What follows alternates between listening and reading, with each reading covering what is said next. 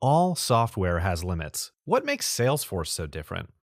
Let's think about this carefully and understand, historically, the limits of computing tie back to hardware limitations.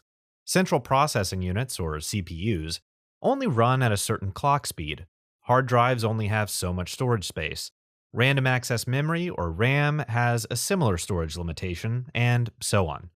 The nature of what could be accomplished with given hardware has driven a lot of different software design decisions. After all, I'm talking about some fundamentals of computer science here. With Salesforce, hardware limitations are obscured away. We never think about the computer we're running code on. Instead, transaction limits are much more often a strong factor on a solution design. When I say transaction, I mean the database transaction, as in a create, read, update, or delete action. There are other limits too, but I'll talk about that shortly. So, what is a governor limit? Well, my own definition here to speak of is enforced restrictions in place to ensure good citizenship with other tenants on a single server. In other words, a Salesforce org as we know it, like your developer org, really exists somewhere on a server. And on that same server are probably other developer orgs. These multiple developer orgs exist on the same machine.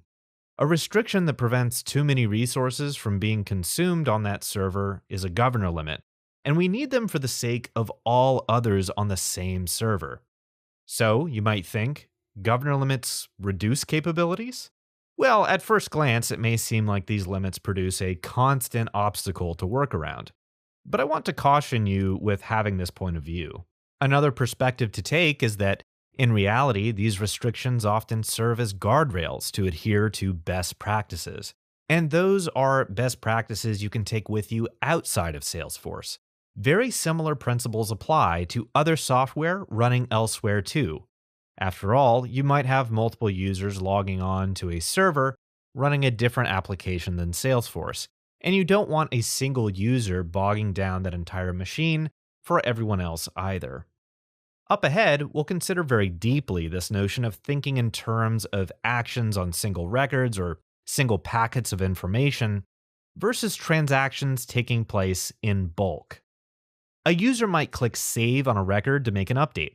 Within what is hopefully a fairly fast time period, we might have a flow execute followed by an apex trigger, and then finally a change is enacted against the database in a finalized form.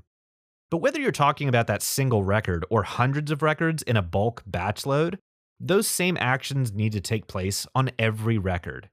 These transactions are designed in such a way that since every record has to go through the same filter of processing, there isn't much of a difference between a single user submitting one update to a record and 200 records having to go through those same processes, or just about any number of records.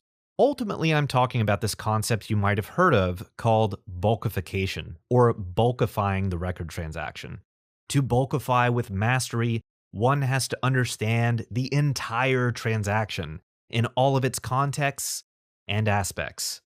Salesforce offers a lot of different tools for handling record processing on the platform, and all of these end up needing to play a part in a transaction to some degree. Validation rules to ensure data integrity, for example, workflow rules, process builder flows, and flow builder flows for handling automated logic, and of course, apex triggers. Knowing the order of execution for these operations makes a major difference in your ability to troubleshoot these as well. For example, does a validation rule run before an apex trigger? How do you know you'll be able to, say, automatically correct data via apex before an error is thrown?